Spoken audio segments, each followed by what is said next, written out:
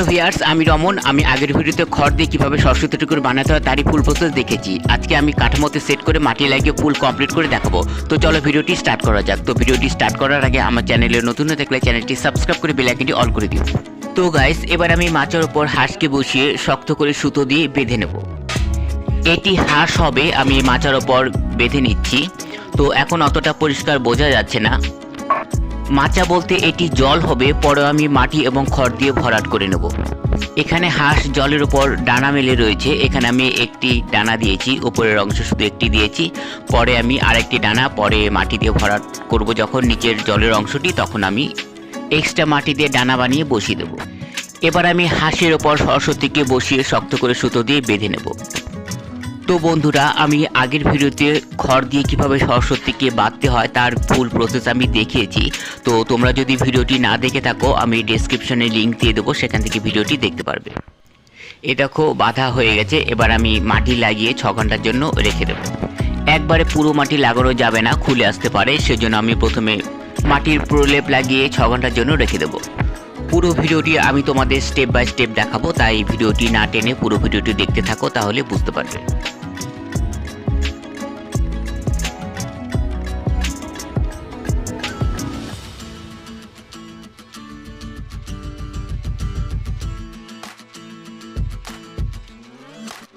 এই দেখো বন্ধুরা, প্রথম অবস্থায় মাটি লাগানো হয়ে গেছে। এবার আমি 6 ঘন্টা পর ফিরে আসলাম। আবার একটু একটু করে মাটি অ্যাড করে আমি পুরো প্রতিমাটাকে মেজারমেন্ট করে নেব। এবার যত খুশি মাটি অ্যাড করা যাবে, যেখানে যতটুকু মাটির প্রয়োজন হবে আমি ততটুকু মাটি অ্যাড করে আমি মেজারমেন্ট করব। ছোট প্রতিমা এবং বড় প্রতিমার ক্ষেত্রে খড় দিয়ে মেয়ের বাঁধা অনেকটাই পার্থক্য থাকে। বড় প্রতিমার ক্ষেত্রে খড় দিয়ে মেয়ের বাঁধা যতটাই সহজ, কিন্তু ছোট প্রতিমার ক্ষেত্রে খড় দিয়ে মেয়ের বাঁধা অতটাই কঠিন। যেমন ছোট প্রতিমাকে ধরতে, সুতো বাঁধতে এবং মাটি লাগাতে খুবই অসুবিধা হয়, কিন্তু বড় প্রতিমার ক্ষেত্রে সেরকম কোনো অসুবিধা হয় না। মাটির লেয়ার লাগানোর ক্ষেত্রে সব জায়গায় আঙুল পৌঁছায় না, সেসব জায়গায় কাঠির সাহায্য নিতে হয়। তাই ছোট প্রতিমার ক্ষেত্রে মেন মেজারমেন্ট আমি মাটি অ্যাড করেই করি। খড় দিয়ে মোটামুটি স্ট্রাকচার করে মাটি দিয়ে মিলিয়ে আমি মেজারমেন্ট করে নিই। তো বন্ধুরা, তোমরা দেখতে পাচ্ছ যে প্রতিমার গায়ে যে মাটি আমি ব্যবহার করছি, সেই মাটিটি কত স্মুথ এবং মোলায়েম। এই মাটির মধ্যে কিন্তু বিভিন্ন ধরনের ছোটোখাটো পাথর এবং ধুলোবালি থাকে, এবং সেই পাথর এবং ধুলোবালিকে ঝাড়াই বাছাই করে কি করে পরিষ্কার এবং শুদ্ধ মাটি তৈরি করতে হয় তার ভিডিও কিন্তু আমার চ্যানেলে দেওয়া আছে। তোমরা চ্যানেলে গিয়ে ভিডিওটি দেখতে পারো। এছাড়াও আমি ডেসক্রিপশনে লিঙ্ক দিয়ে দেবো।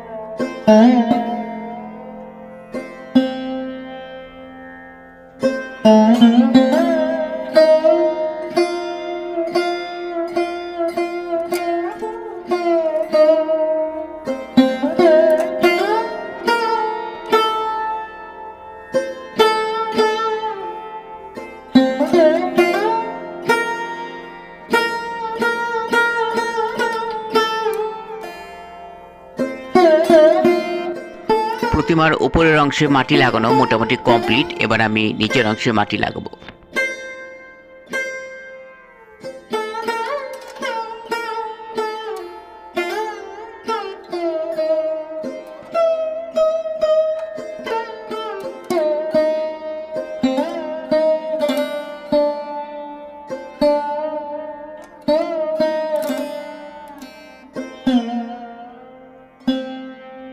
প্রতিমার একটি পায়ে মাটি লাগানো হলো। এবার আমি আরেকটি পায়ে মাটি লাগিয়ে নেব।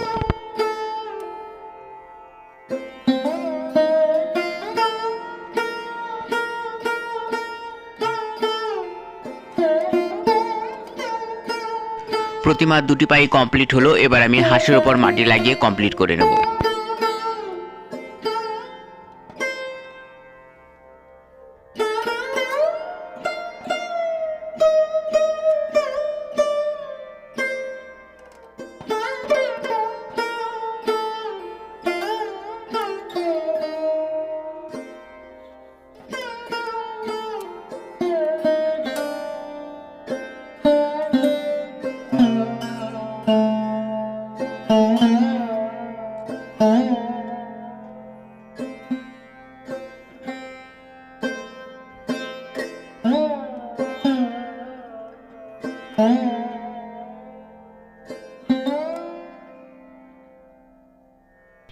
এবার হাঁসের ওপরের অংশে যে ডানা রয়েছে সেই ডানাটিকে আমি কমপ্লিট করব। এখানে আমি ওপরের ডানাটি কমপ্লিট করব এবং নিচের ডানাটি আমি পরে কমপ্লিট করে দেখাবো। তার আগে আমি প্রতিমার মাচা বা চালিটিকে খড় এবং মাটি দিয়ে ভরাট করে নেব। এবার দেখো বন্ধুরা, আমি ফাঁকা জায়গাগুলিকে কিভাবে ভরাট করি। এবার আমি খড়ের সাথে মাটি ভালো করে মিশিয়ে এই ফাঁকা জায়গাগুলিকে আমি ভরাট করব। এখানে খড়ের সাথে মাটি মেশানোর একটি কারণ, এখানে মাটির পরিমাণ কম লাগবে এবং মজবুত হবে, সেই জন্য খড়ের সাথে মাটি মিশিয়ে এই জায়গাগুলিকে ভরাট করে নেব। এরপর শুকিয়ে গেলে এর উপর আবার মাটি অ্যাড করে আমি মেজারমেন্ট করে নেব। এই দেখো, খুব সহজেই আমি জায়গাগুলি ভরাট করে নিচ্ছি।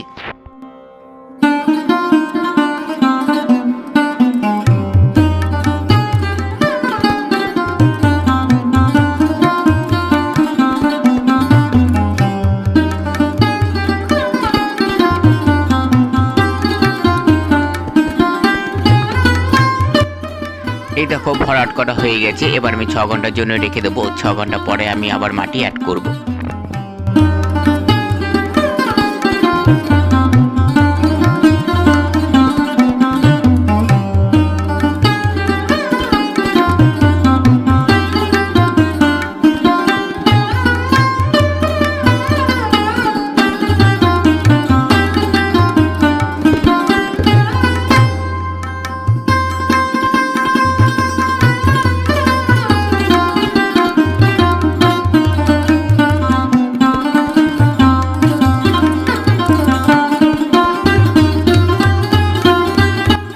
এবার আমি মাটি এবং খড় দিয়ে হাঁসের আরেকটি ডানা করে নেব।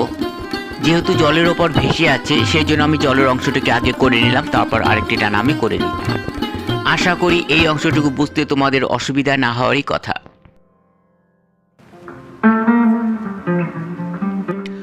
সরস্বতীর বাহন হাঁসকে বানানো হয়ে গেল। এবার আমি বীণা বানাবো। তোমরা দেখতে থাকো আমি বীণা কিভাবে বানাই। খুবই সহজ এবং ইজি পদ্ধতিতে তোমাদেরকে দেখাবো।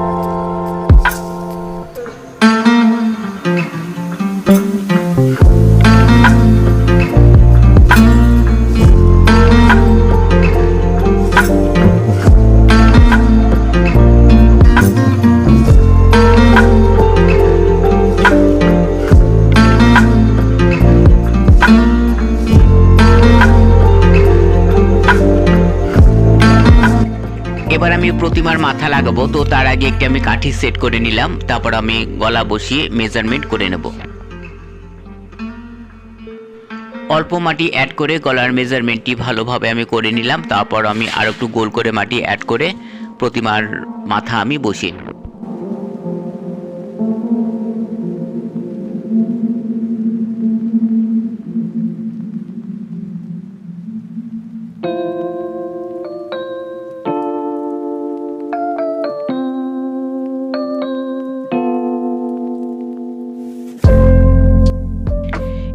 এই দেখো প্রতিমার মাথা, এটি আমি ডাইস থেকে ছাপ তুলে নিয়েছি। এবার আমি মাটি অ্যাড করে মাথাটি আমি ভালো করে বসিয়ে নেব। এছাড়াও প্রতিমার মাথা আমি আলাদাভাবে সেট করি চোখ নাক মুখ আঁকার সুবিধার জন্য।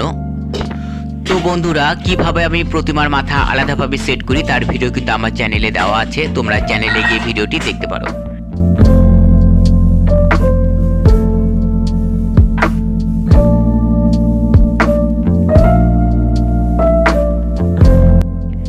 এবার গলার ভাঁজের অংশগুলি আমি কাঠি দিয়ে দাগ কেটে নেব। মাথার অংশ কমপ্লিট। এবার আমি প্রতিমার হাত পায়ের আঙুল লাগিয়ে নেব। তোমরা দেখতে থাকো আমি প্রতিমার হাত পায়ের আঙুল আমি কিভাবে লাগাই।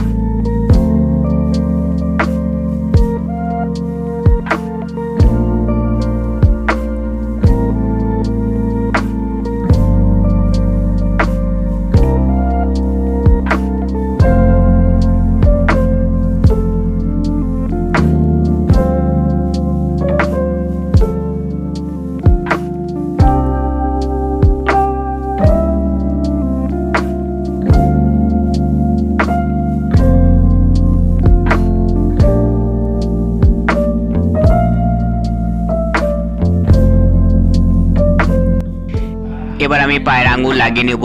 তো খুবই সহজ এবং ইজি পদ্ধতিতে লাগাবো।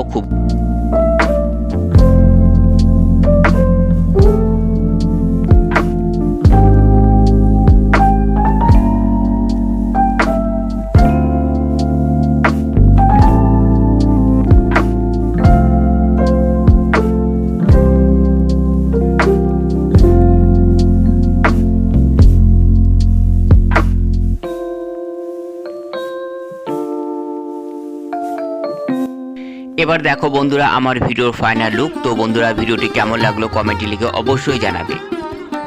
আর আমার চ্যানেলটিকে এখনো যারা বন্ধুরা সাবস্ক্রাইব করেনি প্লিজ আমার চ্যানেলটিকে সাবস্ক্রাইব করে বেল আইকনটিকে অল করে রাখো।